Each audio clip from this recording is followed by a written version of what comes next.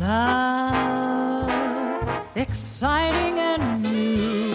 Hello, Hannah Waddingham here. Have you seen the fabulous new Sun Princess? World-class entertainment, exceptional dining, and the greatest pizza ever. It's a love. Don't miss our Come Aboard sale with up to 40% off and free room upgrades. Visit princess.com or call your travel advisor to book. Princess Cruises. Terms and restrictions apply. Offer ends 2/28/25. Ships of Bermudan and British Registry. This episode is brought to you by Abercrombie. There's nothing better than the perfect jean and going out top combo, or an outfit that perfectly matches your plans. Abercrombie's relaxed jean goes with every occasion. Date nights with something lace, or daytime with a cozy sweater. And their barrel jean will surprise you. It's the trend that will become a staple in your wardrobe. Abercrombie denim comes in tons of rises, fits, and washes. Find your perfect pair online or in store.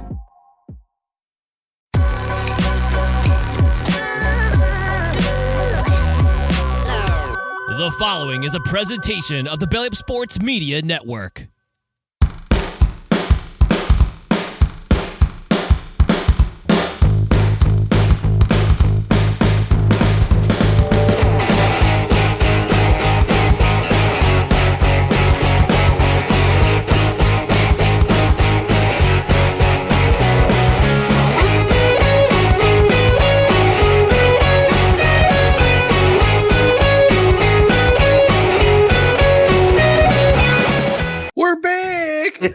We're big. Yes, that's right. We missed Tuesday's show, but we're back on Saturday. Welcome to the Saturday edition of No Credentials Required, where you don't need a press pass to talk sports. We are proudly presented by the Belly Up Sports Media Network. My name is Ryan McCarthy. I'm one of your hosts, and to my right is the man who will be the general manager for the sports program at Oneonta next year, Dustin Henry. Dustin, how we doing today? We're doing all right. I'm going to take over the ship. We're going to get the Red Dragons back into prominence. You know, the baseball program used to be very good. Soccer's the main thing, but we're going to make one thing very clear. Football. We're getting a football team. I'm going to make it happen.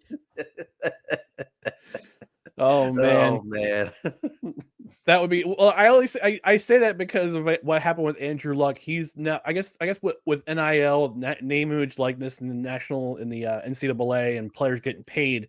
Yeah, programs are now establishing general manager positions instead of there are directors positions now. So Adrian Wojnarowski, Wojbaum, he's now the GM at St. Bonaventure.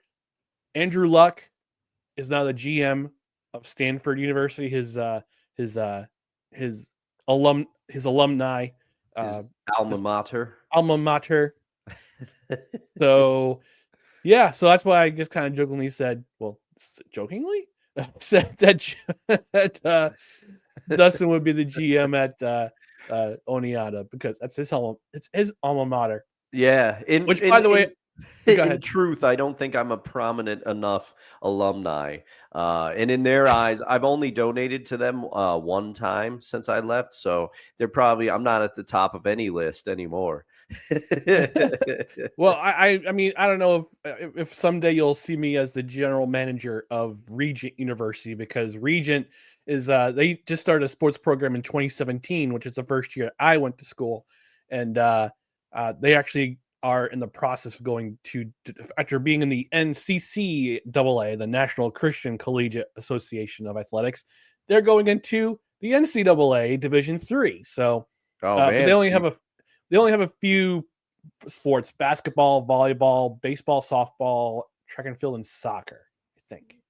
Oh man, yeah. I mean, but that's an auspicious start though. They're jumping in with both feet, because that was the thing. I went to Oneonta and I loved it there. The campus fit for me. I loved the material I was studying. It was I picked it. Music industry. We see how successful it was, but I picked it nonetheless. Loved it.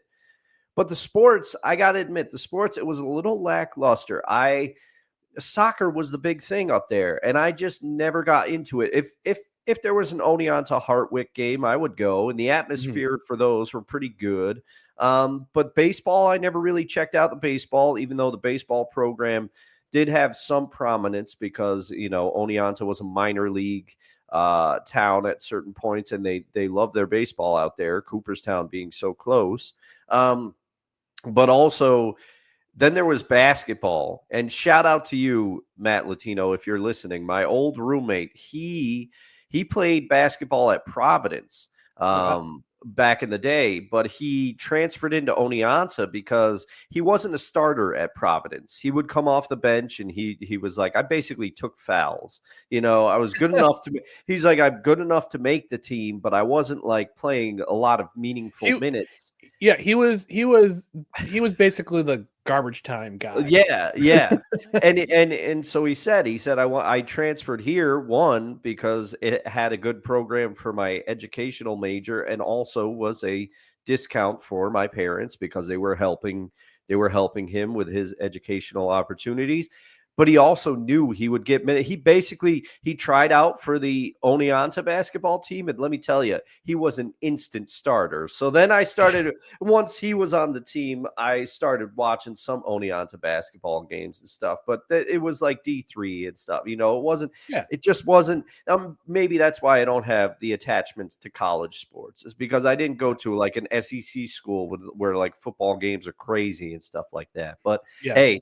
It's Saturday show. We already are way off topic, and I love it. Topic. That's okay. That's what Saturday shows are all about. But I do have to do some. Do some business side stuff first before we continue. So please, just a reminder to follow us on social media: Facebook.com/NoCredsREQ, Twitter, Instagram, and scarcely used TikTok @NoCredsREQ, and YouTube.com/@NoCredsREQ.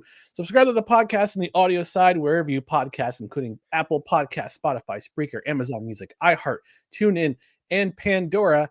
And get notified on Twitter, I refuse to call it X, and on YouTube. That way you know when we're live, or we put up new videos, or we tweet something. You get immediately notified of what we're doing. On the podcast side, rate and review. A 5-star rating a 5-star rating is always helpful. Review if you're on a platform where you can review, and also on Spotify, leave a comment. You can leave a comment for every show, past and present. Leave us a comment. We might even read it on the air. And engage with the show. We've already got a comment in the show comments. Engage with the show. Leave a comment. Dustin, the little hand on my watch, or not existing watch, is telling me it's telling me something. It's time for chimes. Chime time. Chime time.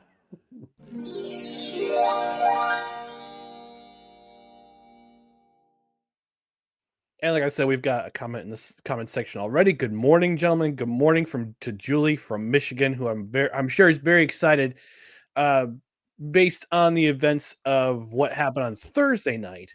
Oh yeah. She has a knack for timing it right when we're about to talk about the Lions. Right. Oh, for sure. But first, before we talk about Thursday night football, in lieu of hot food takes this week, Dustin got the chance to go to MetLife Stadium on Sunday and be there for the Jets Seahawks game. Dustin, I know we've been to MetLife before, but this is a different experience for you because you get to witness a pretty decent game. But tell the folks at home what you did. I might have some questions. I might intervene with some questions here and there, but what was your experience at this particular game like for you? Well, this particular game, first of all, I enjoyed the weather a lot more when you and I went to MetLife because this one was a cold one. You can call me a diva. You can call me whatever you want. I saw the pictures of people in Buffalo shirtless shoveling snow for $20 an hour. That's never going to be me. We all layered up. First of all, it was myself and Nick, my brother-in-law, and then a friend of his from a former job he had, and then Mr. Scott Mastriani joined us as well. So we were heading down.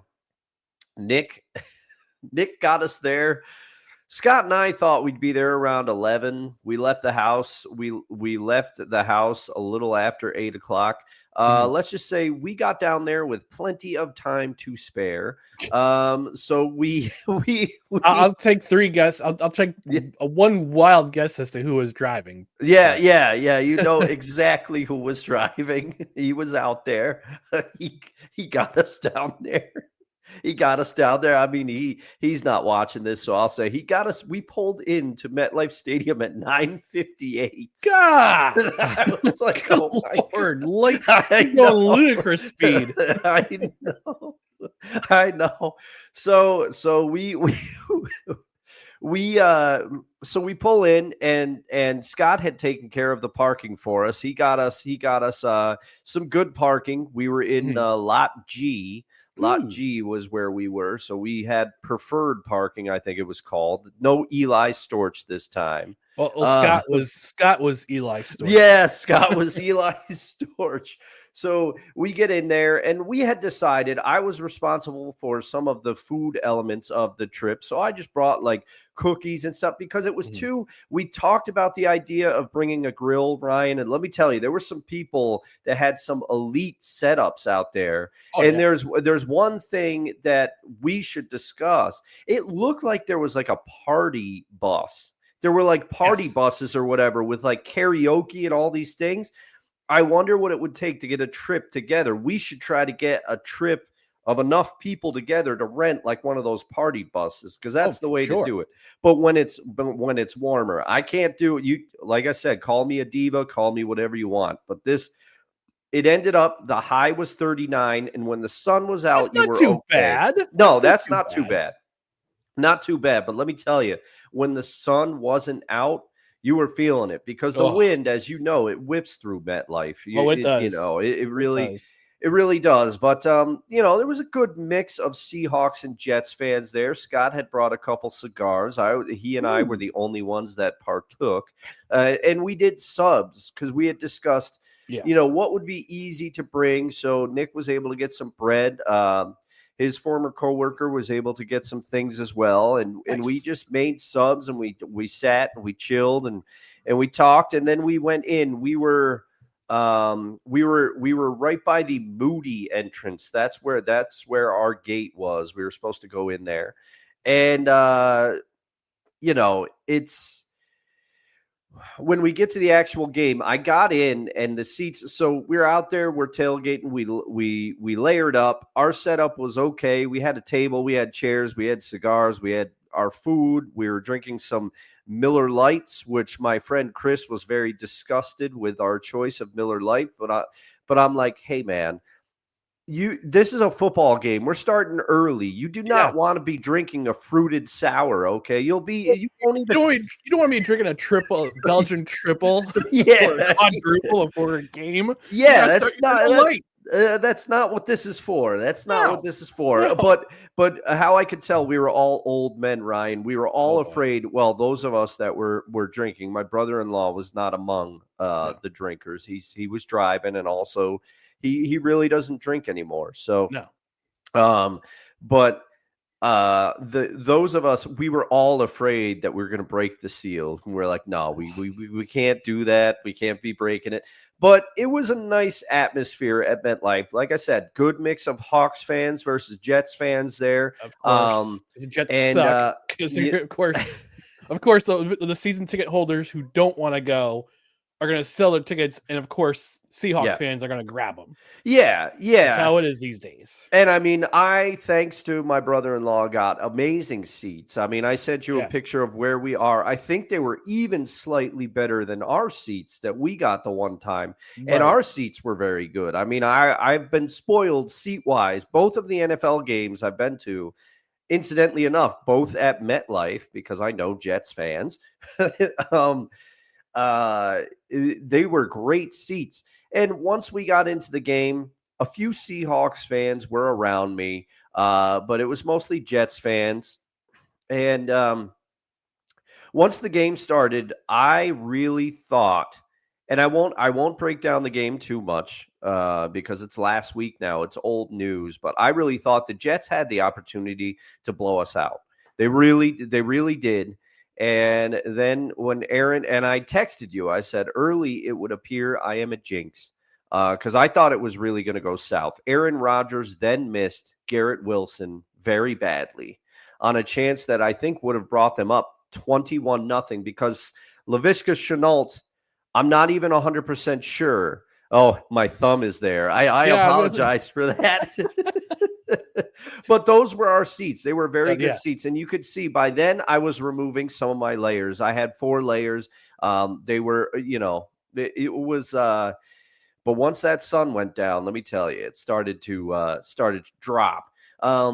But and fan wise, there was a fight that we witnessed. It was far away from us though, because I will say to all fans, okay, there was a Seahawk fan that was in a knockoff Geno Smith jersey. Knockoff, and I know it was knockoff because one of my friends years ago accidentally purchased a knockoff Earl Thomas jersey for me, and they have a certain look to them. It was still hand sewn, but you can tell there's other like little abnormalities, and that's what this guy's Geno Smith jersey looked like. Now, this guy had a crazy haircut, nice haircut. I could not pull it off. He had like designs in his hair and everything. It was looking nice, but this guy was chirping nonstop the whole game.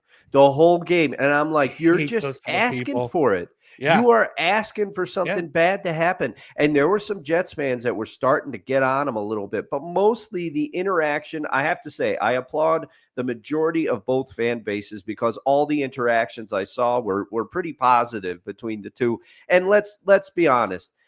Both teams played extremely sloppy in that game. So it wasn't like we were witnessing. It was a close game.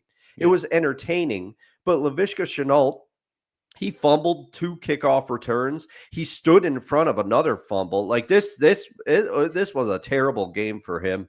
And like I said, the Jets had the opportunity to go up big early, and then Aaron Rodgers missed that throw to Garrett Wilson by a mile. And old Leonard Williams picked it off and ran it back. And that was kind of the turning point. But both teams, I mean, the Seahawks had a scoring opportunity at the goal line and they couldn't stuff it in. This game was very, very bad. Seattle it was fun to watch, but it was also frustrating.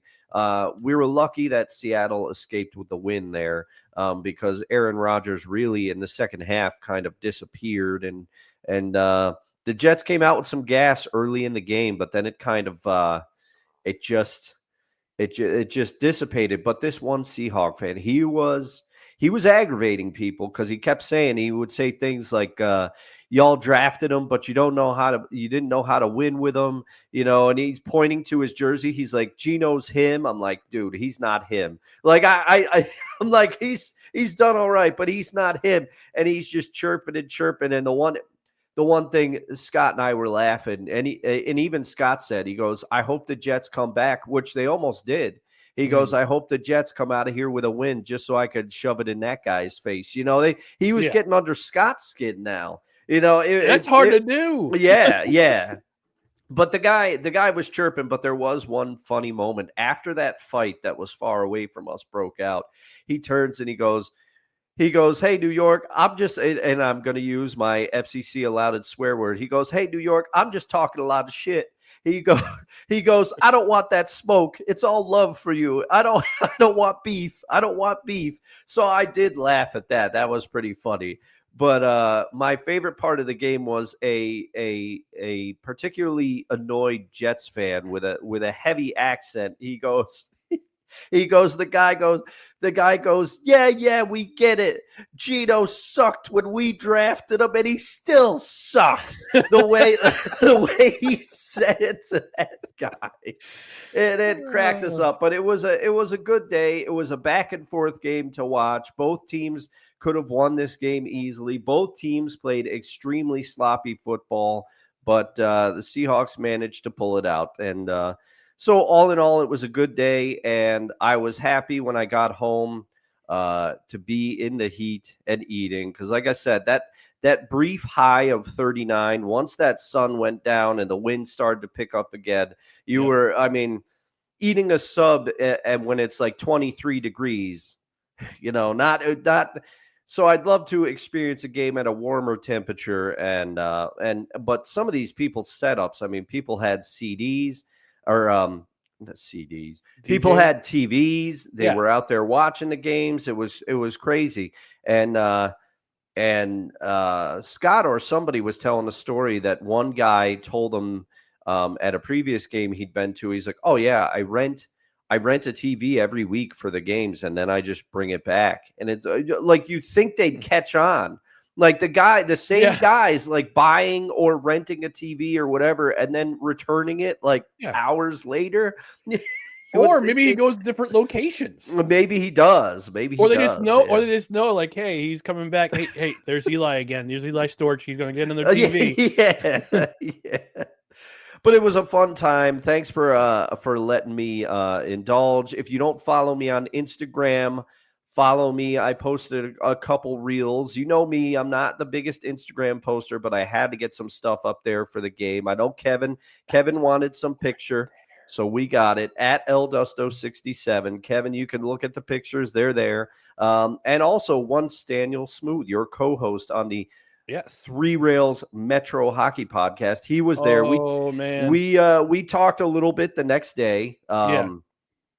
His seats were in a different locations. He's got some great shots of the game as well. So go check him out on Instagram and all the socials as well. He said, he did note in the comments he was there. I actually saw his pictures on Instagram. He says, "I'm sure the council shall approve of this. I got sick after that game." Well, you said you were going out to. I wonder if he said, but what kind of sick? Like, you have a cold? Did you get? Did you eat something bad at the game? Like, what happened? No, I am guessing because of one of his posts, and he said he had British guys around him. So I'm thinking that he might have gone to the pub and got a little sick after the game. I don't know though. I don't know. Yes. And he also says, shout out to SeatGeek, one of our sponsors. $20 off your order, $50 or more at SeatGeek.com. Promo code BellyUpSports. And he also said, "Nasty cold, I'm clean, lads." So, all right. But I got a question for you, Dustin. I don't think you maybe you didn't say this, but maybe you did, maybe you didn't. I gotta ask because we always do hot food takes on Saturday. Did you have any of the stadium food? I did not have any of the stadium food. I did have a stadium. I had a stadium beer. Beer. How much did that set you back? Well, that Scott was very generous, and he bought me. It was a Blue Point, but let's just say it was more expensive than any Blue Point I've had previously. But surprisingly, not as bad as SPAC. We were talking about SPAC's prices, Ryan. MetLife Stadium, a beer was cheaper than at SPAC, which I was blown away by. That's shocking. I know. That's very shocking. I know, but it wasn't my intention not to have any stadium food. We ate a lot of subs and chips and cookies and stuff. Like, it was enough to get me through the game. Shout out to Hannaford for those cookies. Shout out to Hannaford. Hannaford does good cookies, man. I gotta say. They do. And Samuel Smooth saying Long Island's own Blue Point, by the way. Yes, Long Island, New York's their own Blue Point brewery. I've had the Pinstripe Pilsner. The Pinstripe Pilsner is very good. Yeah. Always a crushable beer during watching, during Yankee games or after the mowing the lawn. It's just nice. I got to get some more of that. Come summer, I'm getting that Pinstripe Pilsner when baseball's in the air, and probably when Dr. Lady starts watching again, because we'll be talking it. We're talking more baseball. Yeah. Although her fiance is a big football fan, and I also found out he's a hockey fan too. So okay, all right. Hopefully he's tuning into both this show and the Three Rails Metro Hockey Podcast. Yeah. This week's edition, because we missed out last week because I was helping a friend move. Yeah. But this week's edition is going to be absolutely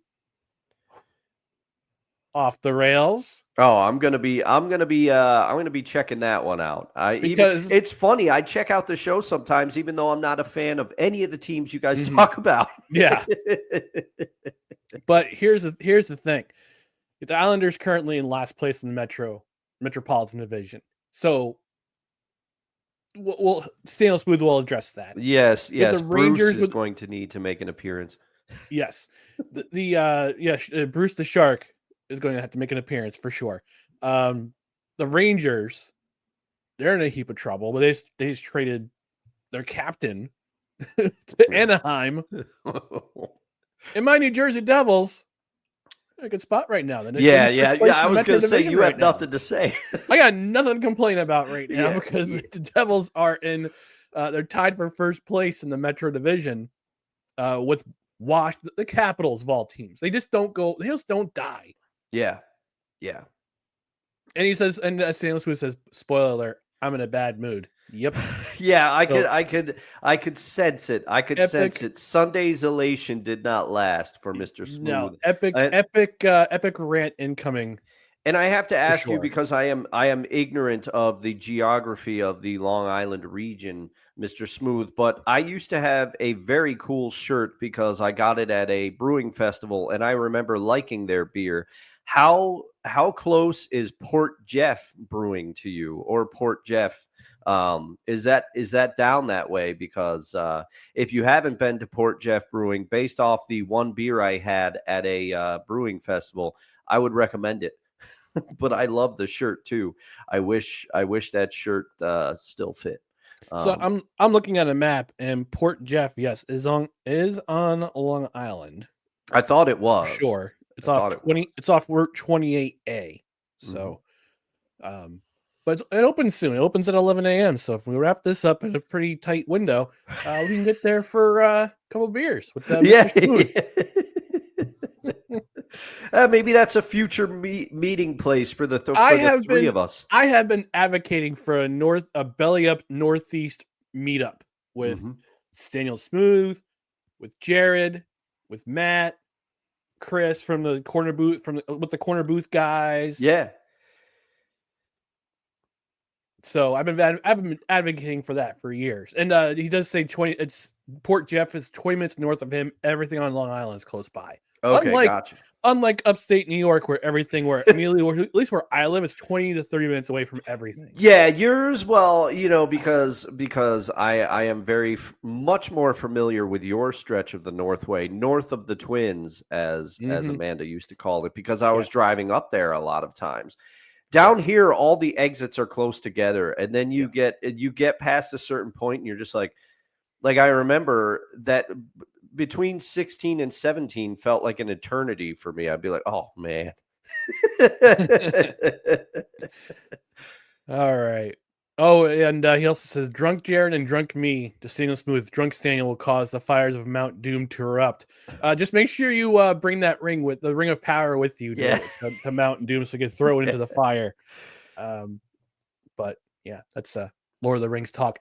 All right. Enough Lord of the Rings talk. Let's talk about Thursday's Packers-Lions game. This was it's another Thursday night game I missed. I got to get out of that habit of missing Thursday night games. But this was a game I regret missing out on because this was going to be one of the best Thursday night games of the year, possibly of the history of ever. But I caught the highlights. I caught the stat line. The Lions keep it rolling. They earn a playoff berth. Great. It's great for them. And Jared Goff, we talked about, we did our first MVP power rankings a couple weeks ago. We might bring him back next week, but Jared Goff is definitely in the discussion for sure with the performance that he had on Thursday night. Yes. 283 yards, 3 touchdowns.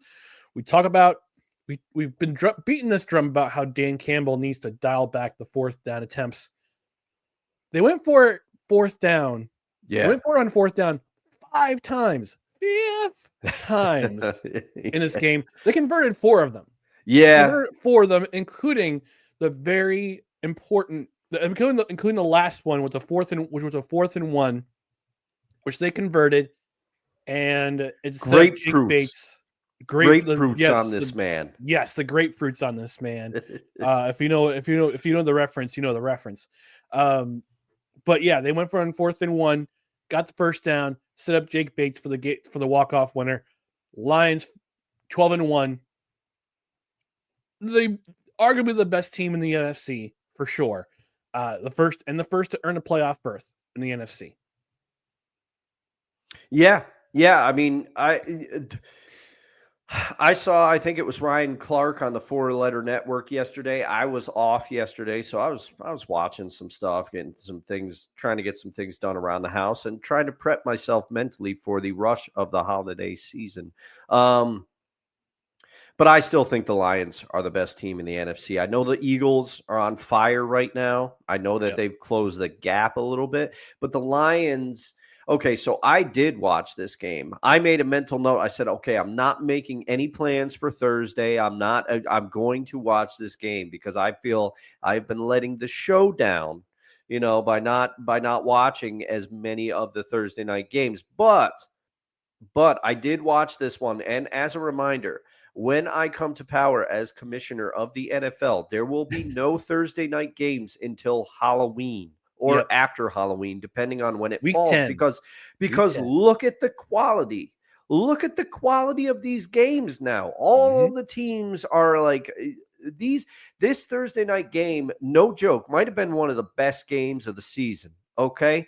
I watched it in the first half, and I have a special question, Ryan, that I've been waiting to ask you. The Detroit Lions recently signed Jamal Adams to their practice squad, and because of injuries, Jamal was out there. He was out there. He was playing in this game. There were so many injuries. So credit to Aaron Glenn for trying to piece this defense together. I think Aaron Glenn, could he be looking at the Saints job? I don't know. I think he's going to get a job this offseason. Yeah. But in the first half, the Lions defense, I was shocked. Despite all of the injuries, they were generating a pass rush. They weren't necessarily sacking Jordan Love, but they were getting to him. They were causing problems. Jordan Love, I've been banging this drum a little bit. He did not have a good game. He did not have a good game at all. Yeah. I think he passed for just over 200 yards, no touchdowns. He's not Jared Goff. When you look at Jared Goff, Jared did throw a pick this game, but Julie in the comments earlier said Jared Goff is him. That's right. He is certainly much more closer to him than Geno Smith, despite what that guy in the knockoff Seahawks jersey thought. But Jared Goff did throw a pick in this game, but other than that, he was masterful. They were using, and credit to Ben Johnson, the offensive coordinator of the Lions. They were using play action. The running attack was going. David Montgomery was getting some work in the passing game. Jahmyr Gibbs was doing things that he always does. Amon-Ra was kind of relatively silent by his standards in this game. Tim Patrick, the former Denver Broncos receiver, he caught 2 touchdowns in this game, which is very surprising. But if you know his story, it's very nice to see him have a role in this Lions offense a little bit and catch some touchdown passes. That guy, he was a former high-round draft pick out of Denver, and he missed a lot of I think 2 full seasons because of back-to-back because he had ACL injuries or something of that nature. He hadn't played a lot of football, so it was nice to see him out there making a full recovery, coming back. But and credit to the Packers, and I just am kind of doing a quick recap of the game. The Lions led 17-10 at half, and this kind of had a feel of like a defensive game because the Packers were getting getting through to the Lions a little bit. Their defense, both these defenses are not slouches. Even though the Lions didn't do me any favors fantasy-wise in our matchup this week, Ryan, they ended up giving me a hearty 2 points on defense, but. Credit to the Packers for adjusting their game plan and going more to Josh Jacobs in the second half because they knew their passing attack wasn't working. Right. Josh Jacobs, 3 rushing touchdowns for the second straight game. He has 6 rushing touchdowns in his last 2 games. Josh Jacobs, clearly, I mean, I still think they jettisoned Aaron Jones a little prematurely, but you have to say Josh Jacobs has been an upgrade for the Packers at the running back position. And it was a nice coaching job by LaFleur and the Packers coaching staff to make some adjustments. I think his yardage total wasn't that great. It was like 66 yards or something for the game. But though, towards the goal line, he got in there. He made this game close. And I submit that Dan Campbell is the only coach that would have gone for it in that situation. Most other coaches, to get that field goal, they probably would have kicked the field goal from the further distance. But Dan Campbell, he was playing some 4D chess out of there, and he was wearing his grapefruits were on full display because that man was like, no, I'm going to go for it. And it almost was a disaster because Jared Goff almost fell down on the handoff, but they convert on a 4th down, which effectively neutralized. It did not leave enough time on the clock for the Packers to actually try to get something going to win the game. So that was Dan Campbell. He wanted to eat up the time, which is why he went for it. And just an unbelievable game. We may have already seen the most intriguing matchup, and it was on Thursday night. But to circle all the way back, and I'll shut up now, Jamal Adams, you know him well as a Jets fan. The Jets drafted him. He had his best season. His best season in New York. I know him well. I know him well as a Seahawks fan, but I didn't get to see him play much because he was often injured. Do you think Jamal Adams has anything to give this Detroit Lions team? They signed him. I don't know how his season was going in Tennessee. I know he and Quandre Diggs, both formerly of the Seahawks defense, went down to Tennessee. I don't really know how Jamal Adams had played in Tennessee, or if he had played, because he might have gotten injured again, just given his injury history. He did have a couple of moments for the Seahawks where he really, there was one game particularly I remember against the Giants, I think it was. He was all over the field. He was a menace, but it was right after the Seahawks made that trade for him, and one of the few times he wasn't injured. But you remember him well from his time in New York. Do you think he has anything to add to this Lions defense with the injuries? They need this. Yeah, I mean, so I'm looking at Pro Football Reference, and the Titans signed him in July, placed him on the IR on the 12th of October, then placed him on the non-football injured list, then released him 5 days later. Yeah. So he didn't really get to play in Tennessee. So it sounded like he didn't really get to play in Tennessee. I think they were all set in terms of defense, because their defense is one of the best in the league, even though they're having the season they've been having. Yeah. I mean, he's a healthy body. That's all I can say. He's a healthy body at this point. Just to put out there, and the Lions have had their injuries and especially in the secondary. They can find a way to put him somewhere, and Aaron Glenn, as a New York Jets, former New York Jet legend. I mean, another former Jet we're talking about, and another guy who could possibly earn the job as the Jets head coach next year. Yeah, he's a very good defensive coordinator, and he knows where to put guys in the right place to help out. So if he can help Jamal Adams, I wouldn't say resurrect his career, but at least, I mean, it looks like he's towards the swan song of his career because of all the injuries that he's had. I mean, yeah, he's 29 years old, but with the Jets, he did what he could with the Jets, wanted more money with the Jets, got traded, got that big contract, didn't live up to that potential with Seattle, got released, signed with Tennessee, and then got released by Tennessee, and he needed a job. And Detroit said, yeah, we're going to bring you in, put you on the practice squad. Oh, we need more bodies in the secondary. Yeah. We got to put you in. And he'll do, I mean, Aaron Glenn will do what he can to help him out. I mean, I know he was Mr.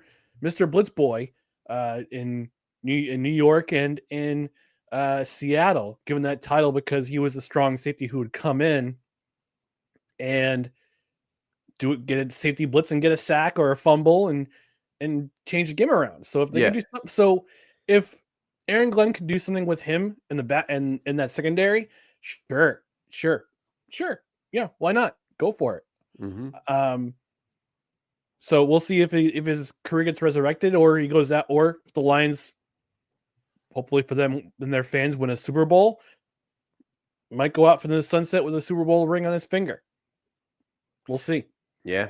Yeah, I mean, who knows? But either way, huge win for the Lions. I think it goes a long way in possibly sewing up this division. The NFC North has been ridiculous this season. A great division to watch because even for all of their foibles, the Bears have played hard this season. You have to give them that. But this division, I mean, just getting whoever gets through this division and wins it deserves a first round bye on principle because this division is not an easy one to get to the top of. And Dan Campbell, like I said, the only one with the onions to go for it. And we have chided him on the show for going for it too much. But when you convert 4 out of 5, can't really blame him. And it shows that he believes in his guys and they believe in him. Yeah. Grapefruits, onions. You're bringing all the produce this morning. Yeah. All right, let's go to the comment section before we take our commercial break. The playmaker, Darnell Salins, saying, good morning, no cred bros. Sorry I'm late preparing for championship weekend. Hey, stop by when you can, man. Yeah. I mean, championship weekend in terms of college football. We had 3 games yesterday. The American, the Mountain West, and Conference USA, they were all blowouts. So, and Austin Jeanty may have solidified his bid for the Heisman with that another great performance he had yesterday against UNLV. Boise State clinching a college football playoff spot. Julie from Michigan saying, I hate that guy. I think she might be referring to Josh Jacobs. I believe so. Such a pain in the butt. Also says Packers fans complaining about that play, saying Goff was down, and so the refs bailed out the Lions. The rule says that if a quarterback has the ball and his knee is down, the play is dead in terms of that play. So, look, it's referees are human. As much as we give them flack, they're human. Yeah. Kevin Wilson from Belly Up Fantasy Sports saying, what happened to Reed? Put a big old donut in this game. I need him to have something in fantasy. Oh man, Kevin, the Packers wide receiver core is one that I gave up on long ago because you just never know who's going to put up the big game. They've been unreliable in that respect. Because of 6 teams on bye, NFL do better. This is the start of the fantasy playoffs for many people, or in some cases, the last week of the regular fantasy season, and you got 6 teams on the bye. It's ridiculous. I needed Tucker Kraft. I needed a tight end. I went and grabbed him off of waivers, and luckily he came through for me. But yeah, the Packers wide receivers, I can't begin to figure them out. It's like Sean Payton's running backs in Denver. You don't want any part of any of them. Samuel Smooth saying you can make a great argument that the Jamal Adams trade cost Pete Carroll his job. Yeah, I would agree with you, Staniel. I would, because Pete Carroll, he wanted Jamal Adams because you know how important the safety position was and the linebacker position was to that defense. And he really was the one that, from what we understand, he was the one that campaigned for Jamal Adams. And we all know how that one worked out, didn't we? El Prez wasn't too good up in Seattle in the Pacific Northwest.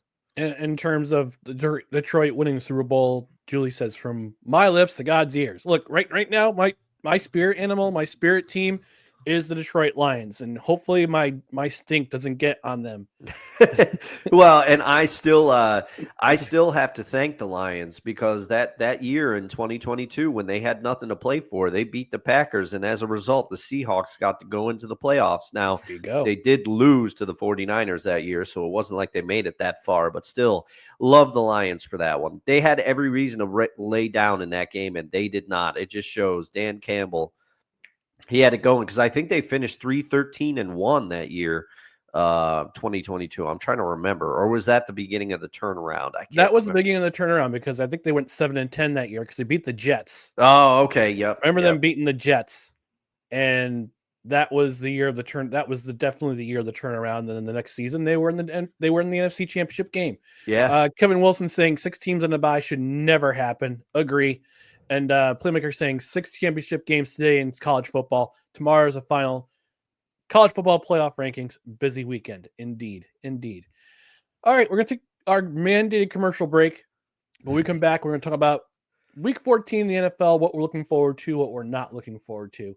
So please stand by and stay tuned for more No Credentials Required.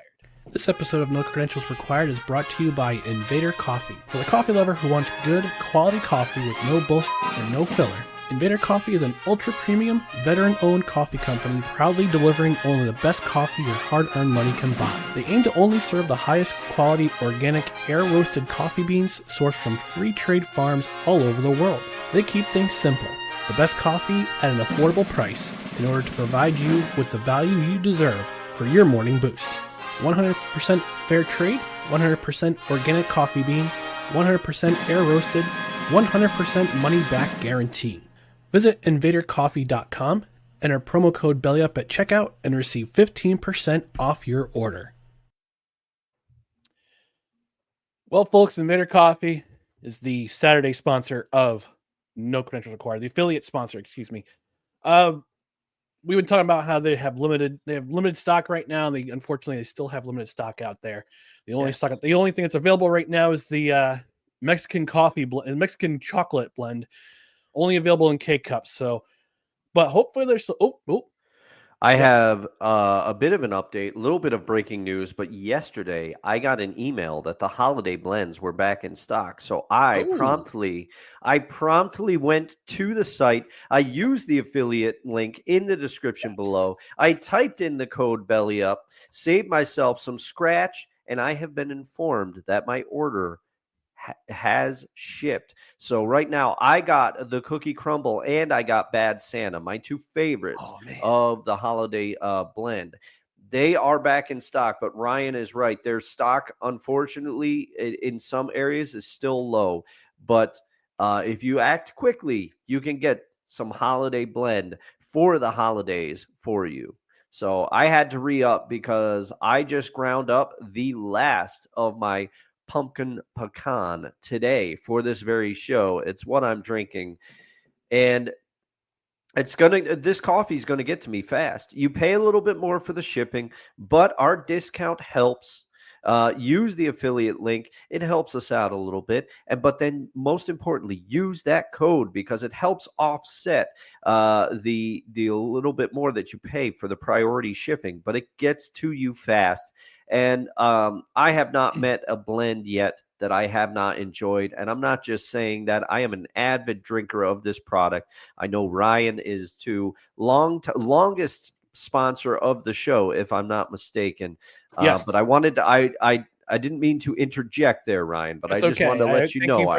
Thank you for correcting me, because I still looking at the affiliate website and it's still saying limited supply. So yeah, so maybe I need to do my due diligence and give myself notification. But yeah, the holiday blends are in stock. I still have the bag of pumpkin pecan that I owe Dustin, which I'll get to him if I remember to bring it next time I see him. So he'll get plenty of pumpkin pecan from now until I have it in stock next year.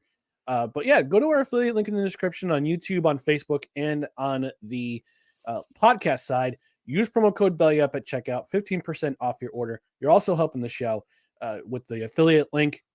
They are the longest running affiliate sponsor with no credentials required because they make great coffee. It's air roasted.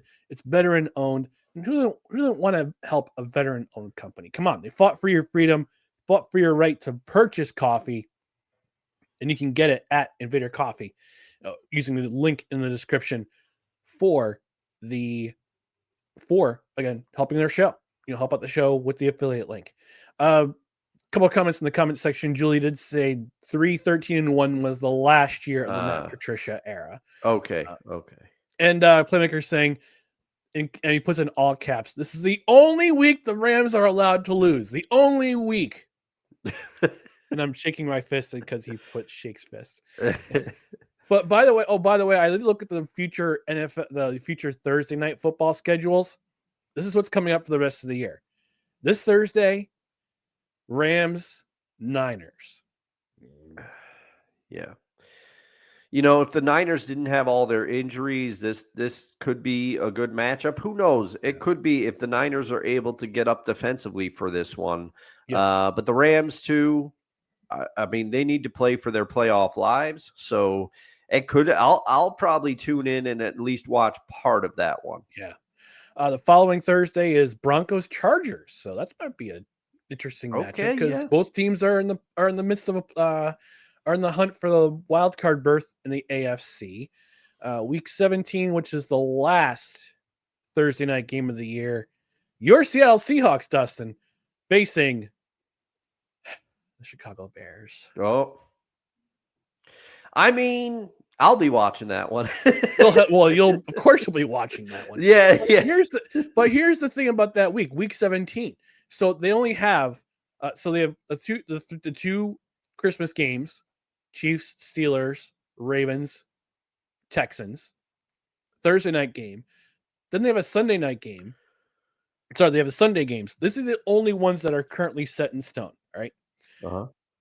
Jets at Buffalo, Packers, Vikings, Raiders, Saints, Panthers, Bucks, Titans, Jaguars, Cowboys, Eagles, and then the Sunday night game is Dolphins, Cleveland. Monday night is Detroit at San Francisco. However, these other games, there are 5 games that are flexed Ooh. that week. Now, I don't know if they're going to play if they're going to have Saturday games for these, but these are the flex games right now. Broncos, Bengals, Cardinals, Rams, Chargers, Patriots, Colts, Giants, Falcons, Commanders. Those are the flex games, and then that's it for the Thursday games for the rest of the year. So yeah, so get some exciting things coming up in the NFL. Bye weeks this week, 6 teams: Ravens, Broncos, Texans, Colts, Patriots, and the Commanders, all on bye week, which is 6 teams on a bye week is just absolutely insane. How dare you take Jaden Daniels away from me when I am vying for the playoffs in both leagues, NFL. I know you don't care about fantasy football, but a lot of the country does, and a lot of the world does, okay? They care, but they also don't care. Yeah. All right, we're going to start talking about NFL Week 14. We'll talk about our most intriguing matchups of the week. Dustin, why don't you go ahead and lead us off? Who is your most intriguing matchup? Well, again, you like I said, we might have already seen the most intriguing matchup, and it was Thursday. And you picked a great one, but again, you and I try very hard not to pick the same games. So I am running it back with the Seahawks versus the Cardinals. The Cardinals got away last week with a nail biter of it was a loss to the Vikings, right? The Vikings came out on top in that one. So the Cardinals need a win. And my beloved Seattle Seahawks need a win to go a long way in trying to sew up what has been one of the most, in the weirdest way, compelling divisions to watch in football, because there's a different team in first place, it seems like, every week. Yeah. So the Seahawks need this win, and the Cardinals, I think both teams are going to be ready for this one. The Seahawks, they should be aware they got away with a very sloppy win against the New York Jets. They easily could have lost that game. They need to shore up their special teams a little bit. And I think they made some signings to do that. They signed a returner from Cleveland this week. I know that, and it was probably in direct response to Laviska Shenault's troubles back there. But they need a win as well. But these two teams, if both of them play to their potential and how they've looked at points this season, this could be a great game to watch, and probably a nail biter, and one that's going to cause me to yell a little bit and lean on the edge of my couch. I'll probably watch this one in private because this one has stakes. So I get it. It's a bit of like a homer alert, possibly, but I really think it's an intriguing game. The Seahawks really surprised people the way they shut down the Cardinals 16-6 last time they played. We'll see if the Cardinals can respond at all. For my sake, I hope they don't. But I think this could be a very good game. Two teams, divisional rivals. It has huge ramifications in the division, so I've got my eyes all over this one. Yeah, we have a lot of games that are complete dog's breakfast this week. But one that I have my eye on that is not going to be a dog's breakfast. I hope that it's not a dog's breakfast. Is Chiefs-Chargers, Sunday Night Football. Now, we're talking about the Chargers. They may not catch the Chiefs in the standings. Currently, the Chiefs are 11-1. Chargers are 8-4. So they're 3 games behind. I don't think barring a miracle, they're not going to catch them. They're not going to catch the Chiefs. Yeah. But they are in a playoff spot right now, and they're going to want to keep pace in the seedings with a win at Arrowhead. Here's the problem.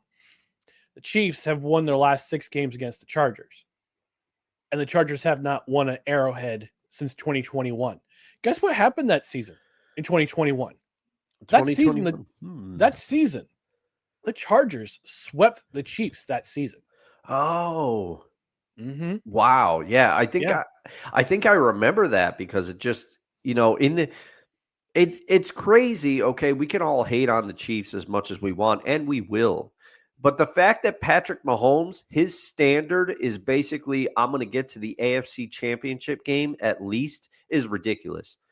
Like, he doesn't know what it's like to have any other outcome. It's either Super Bowl or AFC Championship game. So that's ridiculous. So that's why, as soon as you mentioned that, I think the Chargers, that just doesn't happen. The Chargers swept the Chiefs that season. That's amazing. Yeah. And that was the season that the Chiefs went to the AFC Championship game and lost to the Bengals in overtime. That was the game that they lost at home. So that's my most intriguing matchup. We got some more games to talk about.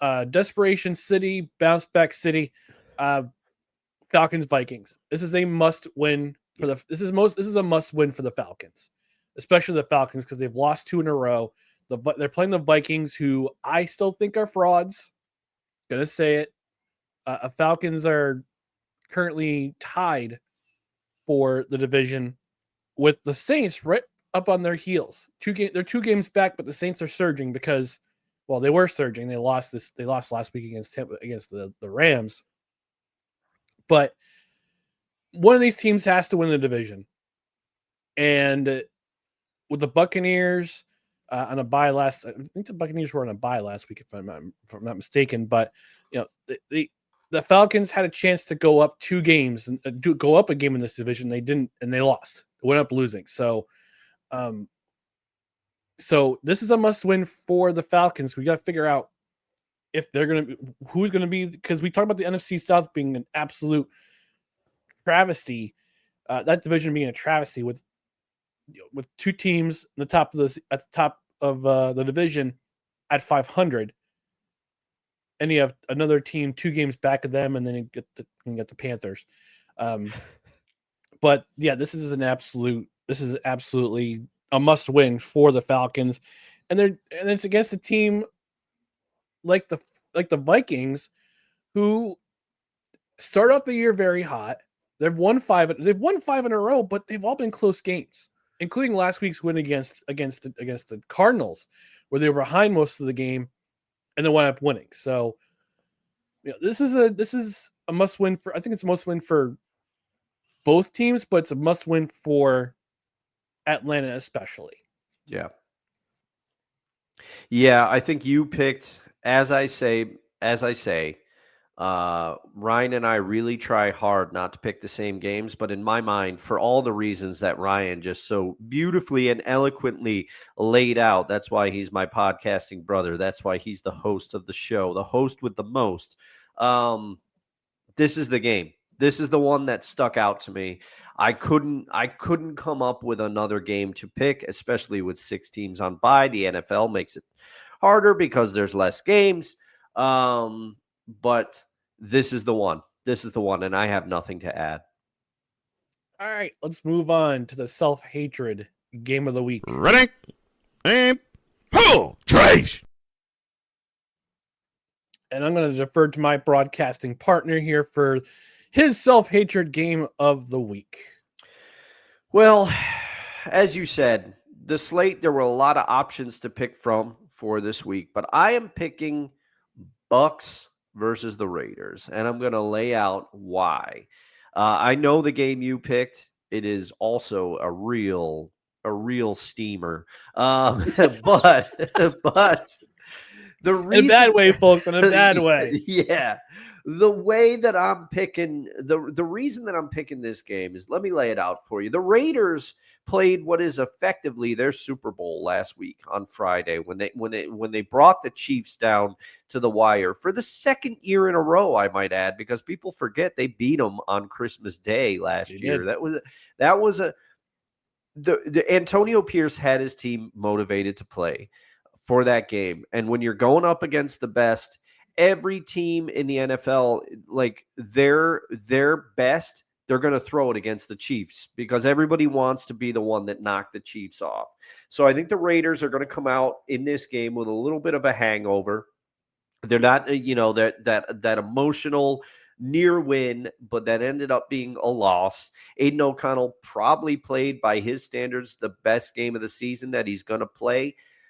I think Todd Bowles, we just laid out the NFC South division. The Bucks have things to play for. The Bucks feel like the best team in that division, but they haven't pulled themselves away, so that division is still very much up for grabs, but talent-wise, the Bucks feel like the best team because Atlanta has underperformed. But I mean, I think the Bucks sew this one up early. They have things to play for. We've extolled the virtues of Todd Bowles and his defensive prowess. He is going to scheme the Raiders within an inch of their life.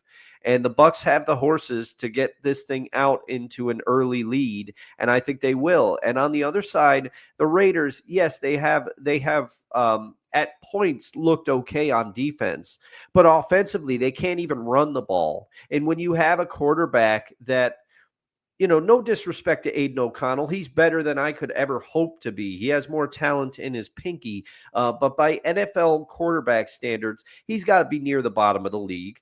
And then at least when you go through starters right now. And then to add to the fact that with whether it be Zamir White, whether it be Alexander Madison, Amir Abdullah, I think, was starting for the Raiders at one point. Yep. No matter who it is, they can't run the ball. And when you can't run the ball and you have a passer that is he's not elite, and you're one-dimensional, that spells big trouble, especially for a defensive maven like Todd Bowles. So this game could get out of hand in a hurry. Playmaker is asking, oh no, is Ryan is picking Jets Dolphins? Nope. He's not. I am not picking Jets Dolphins. Jaguars Titans is my self-hatred game of the week. Oh man. Mac Jones, Will Levis. It's a terrible game. Nick Westbrook-Aquino. Will he get a touchdown? If anybody scores a touchdown in this game, it'll be a miracle, because it's on one side of the ball. Trevor Lawrence done for the year after a really terrible head injury last week, sliding, got hit and just his head bounced off the turf. He's out for the rest of the year with a concussion. And the only thing really to write home about with the Titans is their defense. And this game is just going to be, there's reasons why I praise the Lord Almighty for Red Zone. This game is one of those games, especially this late in the season, where both teams are just basically playing for, draft position. And if I go to Tankathon.com, currently has Jacksonville with the number 1 pick in the draft again.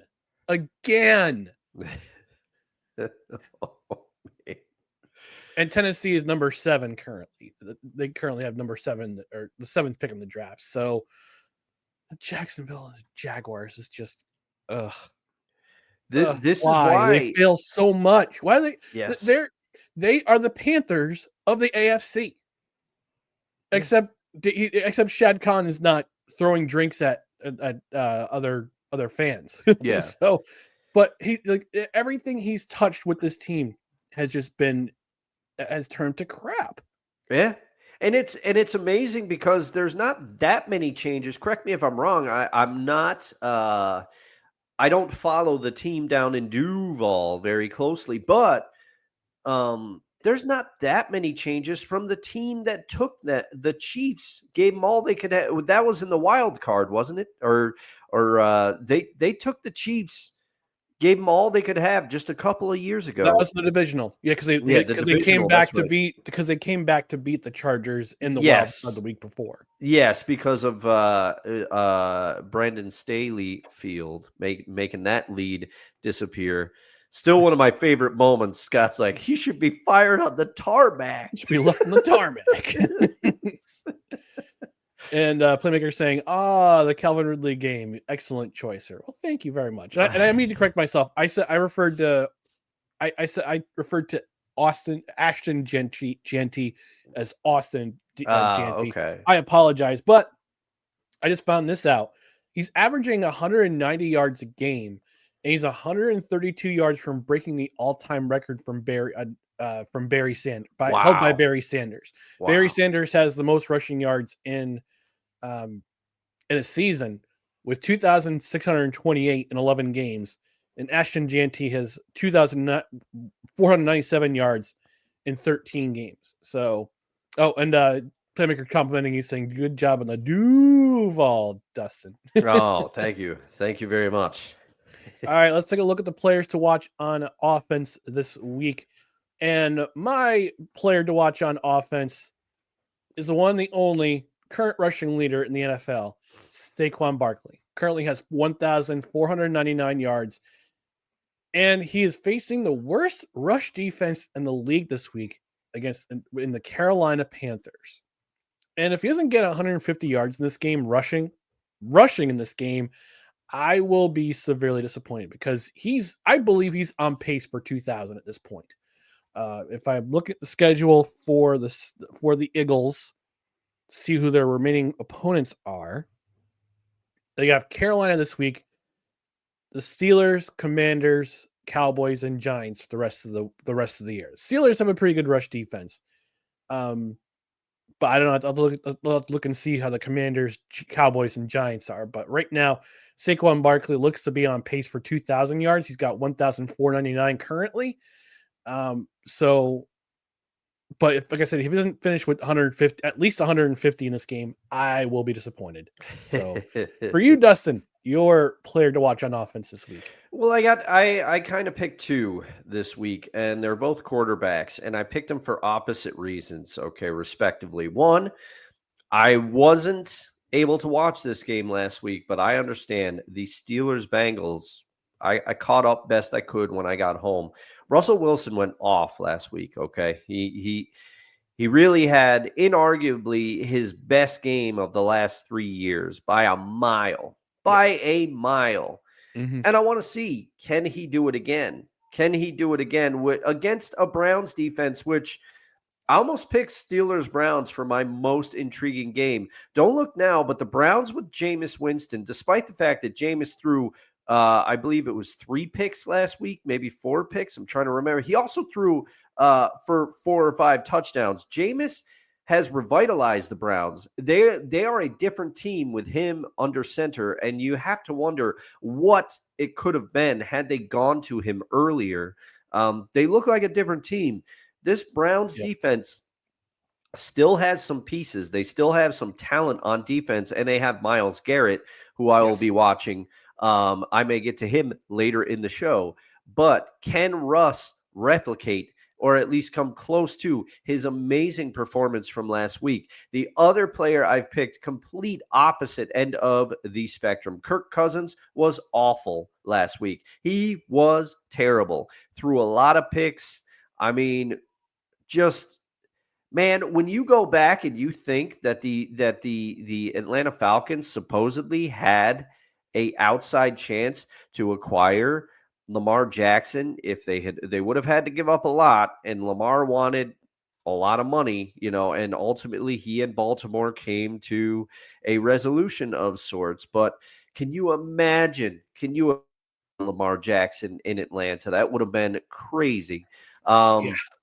But Kirk Cousins, they go out and they give him all that money, and he has arguably his worst game of the season last week. And that division still very much up for grabs. They need to start winning, the Falcons, if they want to win this division. And Yep. will he rebound at all? Will Two Chains go out there and rebound? So I got my eye on 2 quarterbacks this week. And with that, I cede the floor to you. So I looked up while you were going on your players to watch this week. By the way, Jameis Winston had almost 500 yards passing last Monday against the Broncos, but he threw 2 pick sixes. Yeah. Jameis Winston, typical Jameis Winston fan. Jameis is the perfect example of, and I can't take credit for this. I forget who came up with it, but he is the equivalent of live by the sword, die by the sword. If you have the stones to start Jameis in fantasy, you live by the Jameis, you die by the Jameis. Yep. So I looked up the stats for the Saquon Barkley's next 5 opponents. From this week on. So Carolina ranks last in rushing defense. The Steelers rank 4th. His next 3 opponents: Washington, Dallas, New York. Washington, 30th in rush defense. Wow. Dallas, 29th in rush defense. New York Giants, 28th in rush defense. He's got a shot. He's got a shot. He's a wicked shot at 2,000. Yeah. Man, oh man. You better get 2,000. All right. Players to watch on defense. I can't have him locked up. He's important to the defense. Got that right. It's important to the defense. Dustin, who you got your eye on this week? Okay, now this one, I'm going to go back to the game that I was just mentioning, but on the defensive side, I will be watching Myles Garrett. I will be watching Myles Garrett to see if he can kind of wreck this game a little bit, make it sloppy, and give the Browns a chance. He's got to get pressure on Russell Wilson, and at earlier points in the season, it's shown you can do that. You can get some pressure on this Steelers offensive line. So I'll be looking at Myles Garrett specifically to see if he can get a few sacks in this one and make it interesting, because I really enjoyed that last time these two teams played, and I'm kind of hoping for something similar. I'll be honest. So for my player to watch on defense, it's Trey Hendrickson, the current sack leader in the National Football League, with 11.5 sacks, playing against the porous Dallas Cowboys offensive line who has allowed 30 sacks this year. And if I'm looking at that stat line, if I'm Trey Hendrickson and I'm the Bengals defensive line, I'm looking at my chops. Oh yeah. I mean, especially, isn't Zach Martin's out for the season, isn't he? Yes. Yeah. You are correct, sir. Yeah, you are correct. So, yikes. All right. Well, we're going to get out of here. But before we do, just want to remind you about our social media channels. Follow us on Facebook.com/NoCredsREQ, Twitter, Instagram, the scarcely used TikTok @NoCredsREQ, YouTube.com/@NoCredsREQ. Subscribe to the podcast wherever you find podcasts, including Apple Podcasts, Spotify, Spreaker, Amazon Music, iHeart, TuneIn, and Pandora. And get yourself notified on Twitter and on YouTube. That way you know when we're live or new videos go up. We'll make sure that just make sure that you get notified. And on the podcast side, subscribe to the podcast wherever you find podcasts. Rate and review. A 5-star rating would be helpful, and leave us a review wherever if you're on a podcast platform where you can review. Also, if you're on Spotify, if you subscribe to us on Spotify, leave us a comment. Again, we'll make sure we read it on the air, and engage with the show, whether you are watching live or you're watching on a replay. Leave us a comment, and if you leave us a comment on the replay, again, we'll read it on the air. So thank you again for joining us in the Saturday edition of No Credentials Required, where you don't need a press pass to talk sports. We are presented by the Belly Up Sports Media Network. For Dustin Henry, I'm Ryan McCarthy. We'll be back on Tuesday, a little bit later, but we'll be back on Tuesday around about 8:15, 8:30-ish to talk Week 14 in the NFL. Hopefully there's some surprises. Hopefully not every game is a dog's breakfast, like we mentioned earlier. But but again, and we're also going to have a new edition of the Three Rails Metro Hockey Podcast, probably posted on Monday. So stay tuned for that. In the meantime, enjoy yourselves. Have a safe weekend. Have a happy weekend. And we'll talk to you on Tuesday. Good morning, everybody. Indeed.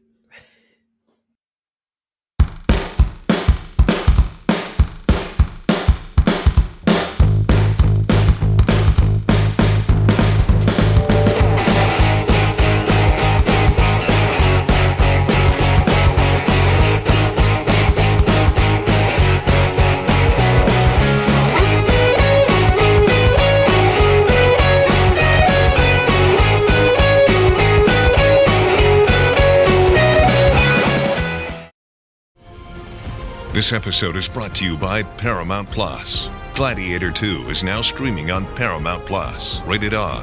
Years after the death of Maximus, Lucius is forced into the Colosseum after his home is conquered by tyrannical twin Roman emperors. With the future of the empire at stake, he must find strength and honor to return the glory of Rome to its people. Gladiator 2, now streaming on ParamountPlus.com.